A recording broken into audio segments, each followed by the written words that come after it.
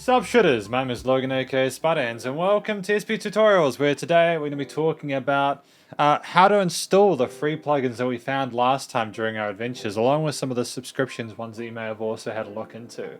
As you know, getting a hold of plugins is a very important part of music production nowadays. It allows you to not only emulate different instruments, but also affects the tone of your recorded instruments. It can help with mixing and mastering and a whole bunch of other things. So if we switch over to here, I'm actually on this Lander page where it has the 248 best free VST plugins ever. And effectively, all we're going to do is just choose a plugin and then we're going to install it. And we're going to see how we go with that. If we can manage that, I'm sure we can manage anything. And we'll see if we can get it loaded up and installed. And then beyond that, we'll see how we go. So we'll go for Ample Sound Cloud Run, which is not an instrument that I actually have on me at the moment. And you just gotta be a little bit careful with these free plugins, especially. You don't know what kind of deal with the devil you're sometimes signing. A lot of the time, it's super chill. Obviously, they sell trial versions of like bigger ones and stuff like that, which is okay. Just choose the type of plugin you want. I'd recommend 64 VST if you're on Windows. Obviously, use the correct version for the Mac OS X you're using, and you just wait until it's downloaded. And this is obviously this is 651 megs. These plugin sizes all vary greatly. Some of them have samples attached, which are recorded. They're recorded sounds that you play when you press a note on the MIDI device, because this is a MIDI instrument, this cloud drum.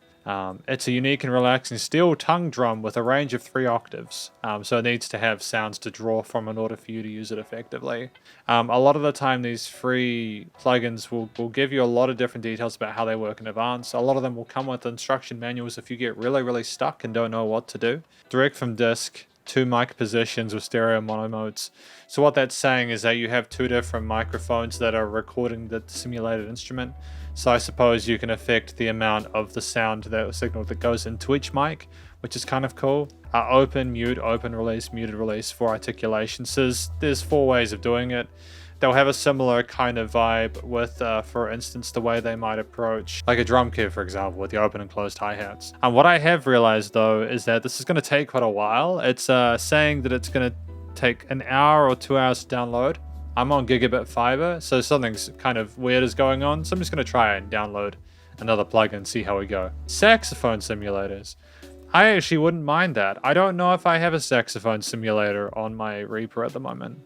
But what I can do is obviously try it. And again, just make sure that you're going through a website that you either recognize or have heard good things about, or that somebody else you know has used. I'm only downloading this with the assumption that if it's on a Lander website, they've probably tried it before, but you can never be too sure, you know? So we're going to download this now and see how we go. I chose the 64-bit version again. So this is a little bit more minimalist than what we had previously, but that's not necessarily an issue. Again, you just get what you need. You know, just get what you need or what you want, and just make sure you're careful about how you download it. So basically here you can see we've got install and help. I've downloaded the saxophone thing.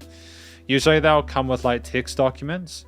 Thanks for downloading DS-Key Virtual Instrument. Install, just unzip and copy the DS Instrument Audio DAW System VST folder. You want to find your folder. You want to find your VST folder. So a lot of the time you just go program, you go local disk in Windows, program files, not the 86 one, just program files, and scroll down until you see a VST plugins, and you'll see that I have a few here. And what you do is you grab that. This is the saxophone file that I unzipped, right? This DLL file is the actual plugin. So that's what Reaper is going to recognize as the instrument when you load up Reaper, and that's what you're going to open to get the saxophone to play in Reaper. So we'll move that DLL file. In fact, we'll copy, and we're going to paste it into the VST plugins folder and DSX saxophones, and we should be good to go. That's all we need to do. Now what we're going to do is we're actually going to open up Reaper now, and we're going to just we're just going to make a new session in Reaper, I think. I don't know what I was doing last night. Create a new project. Now you'll see this DSK saxophone.dl. So it's loading up that, and we should be able to create new tracks, and we can update Reaper if we want. I'll do that after this. And in order to load up the plugin that we downloaded, the DSK saxophone thing, we press the effects window, and we go to new up here in the all plugins thing. And this is the newest one. If we double click that, it should open. Cannot find any instruments. What the Oh, I get it. So you literally have to... Sometimes you can just move the DLL files over. But sometimes what will happen is, do you see these? How it comes with a Soprano sax MSC and a 10 amp sax MSC. I don't know if you can see that, but basically the dealio is that I actually had to unzip it directly into the VST folder. So we're going to do that now. We're going to go back into... We're going to the VST plugin folder. We're actually going to copy this way to get into plugins, and we're going to go back into the DSK saxophone thing, extract to that file there. Now, if we try opening up Reaper again, we should actually be fine. So we're not going to save it. We're going to open it up again. Here we go. So we have a soprano sax now. If you installed it correctly and followed the instructions, always follow the instructions that are provided to you. But we've got a saxophone. So it says DSK saxophones.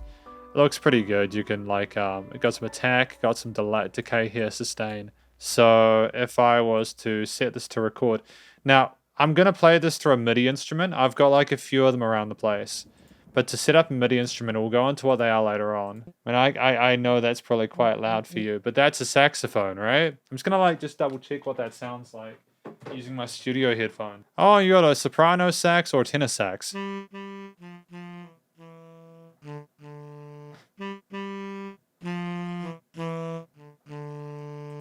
So that's kind of dope, eh? So you got, that's it. And literally, I didn't need to pay for it. You could just download it for free. So the attack is how quickly it gets to the main like loudness of it.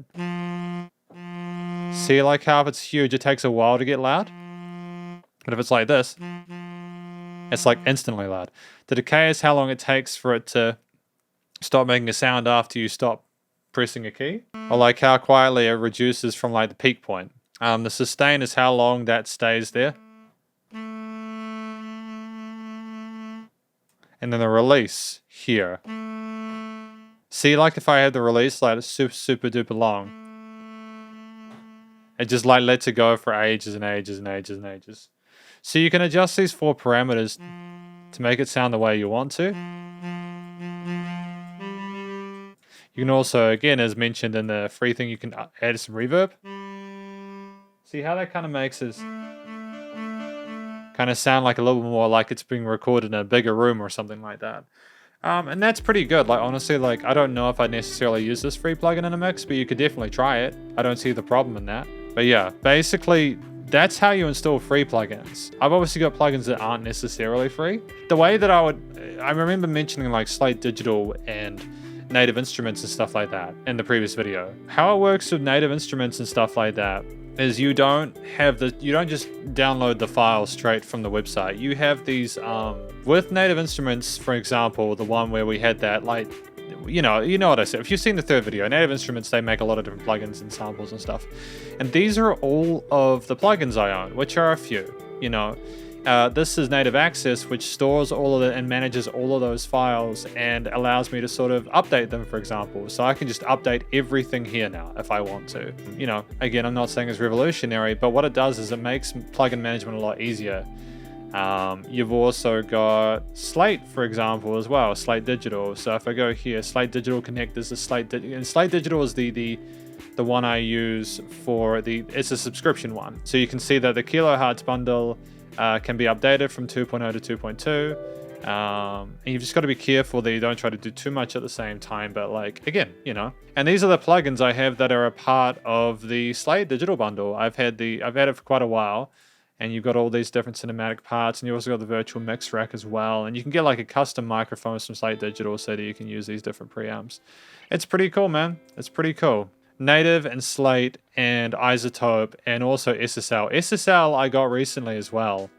But SSL are a bit weird. They have this thing called Gobbler where they go through. And Gobbler is like really weird. It kind of makes me feel uncomfortable. I don't know where the hell Gobbler went though. Yeah, SSL, they put their plugins through a third-party app called Gobbler, and I don't know, it works fine. But at the same time, it doesn't like iLok very much, and Gobbler and iLok will sometimes have issues. iLok is like a way of making sure that when you use a plugin, you actually own it. So a lot of plugins will be licensed to iLok, and it's the way that the Isotope and Slate Digital plugins get managed.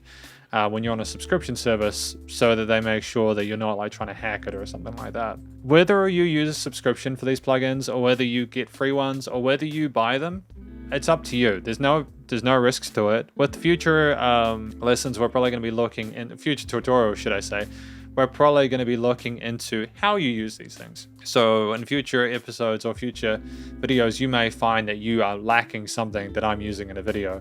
And that's kind of why I wanted to talk about these free plugins first of all, so that like if you didn't have something I had, you didn't just feel the need to go and spend like $100 on it. Well, cool. So this one's downloaded now, right?